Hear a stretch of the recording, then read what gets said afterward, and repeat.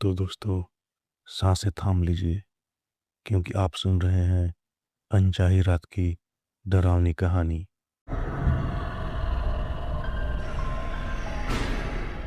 हम 5 जिगरी यार थे। मैं, रोहन, अमित, विकास और राहुल। हमारे पांचवें दोस्त राहुल का शादी था, जिसका घर झारखंड के जंगलों से घिरे एक बेहद दूर दराज गांव में था। जुलाई का महीना था। मूसलाधार बारिश हो रही थी। हम अमित के सुजुकी कार में सवार थे। शाम के 6 बजे जो सफ़र शुरू हुआ था, रात के 11 बजते बजते वह एक डरावने जाल में बदल चुका था। यार अमित, ये रास्ता कुछ सही नहीं लग रहा। जीपीएस का नेटवर्क तो कब का गायब हो चुका है। रोहन ने पीछे की सीट से आगे झांकते हुए कहा। बाहर बारिश इतनी तेज थी कि वाइपर की पूरी स्पीड भी कार के शीशे से पानी हटाने में नाकाम साबित हो रही थी। बाकी सड़क कब की खत्म हो चुकी थी और अब गाड़ी कीचड़ और लाल मिट्टी से भरे एक संकरे जंगली रास्ते पर रेंग रही थी। दोनों तरफ इतने घने और लंबे पेड़ थे कि लग रहा था जैसे हम किसी विशाल अजगर के पेट के अंदर दाखिल हो रहे हों। तभी अचानक गाड़ी के सामने एक पुराना जर्जर साइन बोर्ड चमका। उस पर धुंधले अक्षरों में लिखा था, सोनपुर 5 किलोमीटर। देखा, सही रास्ते पर हैं हम।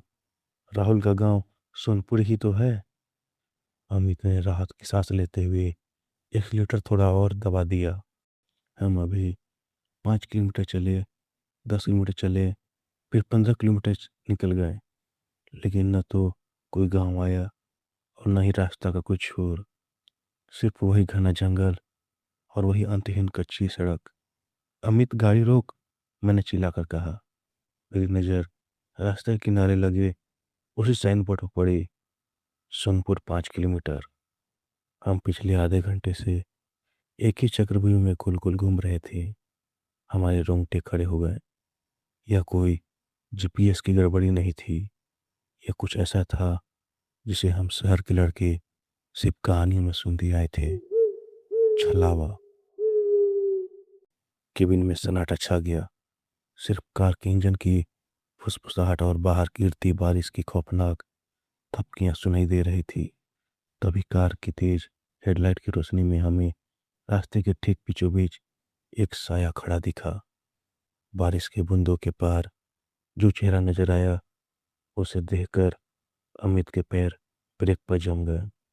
वह कोई और नहीं, राहुल था। वही दोस्त जिसकी शादी में हम जा रहे थे। वह दूल्हे के लिबास में था, लेकिन उसका शेरवानी पूरी तरह कीचड़ में सना हुआ था। उसके चेहरे पर एक अजीब, सुन कर देने वाली मुस्कान थी। अरे, ये तो राहुल है। यह इस बारिश में यहाँ क्या कर रहा है? विकास खुशी के मारे गाड़ी का दरवाजा खोलने लगा। रुक विकास, मत खोल। मैंने उसका हाथ कसकर पकड़ लिया। गौर से देख उसे। उसका घर यहाँ से मील दूर है और इतनी बारिश में कोई दूल्हा सड़क पर अकेला क्यों खड़ा रहेगा? लेकिन विकास मेरी बात सुनने की स्थिति में नहीं था। वह गाड़ी से बाहर निकल गया और चिल्लाया, राहुल, भाई तू यहाँ क्या कर रहा है? वह जैसे ही राहुल के करीब पहुंचा, वह आकृति पीछे मुड़ी और जंगल की झाड़ियों के अंदर भागने लगा। विकास भी उसके पीछे पीछे जंगल में घुस गया। विकास, वापस आ जा, मत जा उधर। हम तीनों चीखते हुए कार से बाहर निकले। जंगल के उस काले अंधेरे में हमारी टॉर्च की रोशनी बेअसर साबित हो रही थी। हम विकास के पीछे भागे। करीब 100 मीटर अंदर जाने के बाद विकास की चीख गूंजी। एक ऐसी चीख जो किसी इंसान के हलक से तभी निकलती है जब वह मौत को सामने देख ले। हम दौड़े। जहाँ विकास खड़ा था, वहाँ वह राहुल नहीं था। वहाँ बरगद के एक विशाल पेड़ से विकास का शरीर हवा में उल्टा लटका हुआ था। उसकी गर्दन अजीब तरीके से मुड़ी हुई थी और उसकी आंखें पूरी तरह सफ़ेद हो चुकी थी। उसके पैर के नीचे जमीन पर इंसानी पैरों के बजाय उल्टे पंजे के निशान थे। विकास, हमारा भाई, सेकंडों में खत्म हो चुका था। खौफ का ऐसा भयानक दौरा हमने जिंदगी में कभी महसूस नहीं किया था। हम रोते हुए, हाँफते हुए पीछे मुड़े और गाड़ी की तरफ भागे। गाड़ी स्टार्ट कर अमित, जल्दी कर। रोहन पागलों की तरह चिल्ला रहा था। अमित ने कांपते हाथों से चाबी घुमाई। इंजन गरजा, पर गाड़ी कीचड़ में धंस चुकी थी। टायर एक ही जगह गोल गोल घूम रहे थे। तभी कार की छत पर भारी वजन गिरने की आवाज आई। पूरी कार नीचे झुक गई। ऊपर से किसी के खुरचते हुए नाखूनों की आवाजें आने लगी। ऐसा लगा जैसे कोई लोहे की चादर को फाड़ रहा हो। करण पीछे देख। रोहन की आवाज में अब जिंदगी की आस खत्म हो चुकी थी। मैंने कार के पिछले शीशे में देखा। बारिश के पानी में भीगे उस कांच के उस पार विकास का चेहरा चिपका हुआ था। उसकी गर्दन वैसे ही मुड़ी हुई थी, लेकिन उसके मुंह से लाल गाढ़ा खून बह रहा था। वह शीशे पर अपना सिर पटक रहा था। यह विकास नहीं है, यह वही छलावा है, मैं चीखा। अमित ने घबरा कर गाड़ी का अचानक रिवर्स गियर डाल दिया। कार झटके से पीछे हुई और एक बड़े पेड़ से जा टकराई। टक्कर इतनी तेज थी कि रोहन का सिर सीधे साइड विंडो से टकराया और कांच टूट गया। इससे पहले कि हम संभल पाते, जंगल के उस धुंध से काले हाथ बाहर निकले। उन्होंने रोहन को उसके शर्ट से पकड़ा और टूटी हुई खिड़की से बाहर खींच लिया। रोहन का हाथ मेरी तरफ बढ़ा। करण, मुझे बचा ले। मैंने उसका हाथ पूरी ताकत से पकड़ा, लेकिन उन अंधेरे हाथों की ताकत किसी राक्षस जैसी थी। रोहन की उंगलियां मेरी पकड़ से फिसल गई। अंधकार ने उसे निगल लिया। जंगल के सन्नाटे में रोहन की आखिरी चीख गूंजी और फिर सब कुछ शांत हो गया। उस रात क्या हुआ मुझे पूरी तरह याद नहीं। मैं और अमित अपनी जान बचाने के लिए उस कार को छोड़कर अंधेरे में पागलों की तरह दौड़ते रहे। हम झाड़ियों से टकराए, कांटों से छिले, कीचड़ में गिरे, लेकिन हमने पीछे मुड़कर नहीं देखा।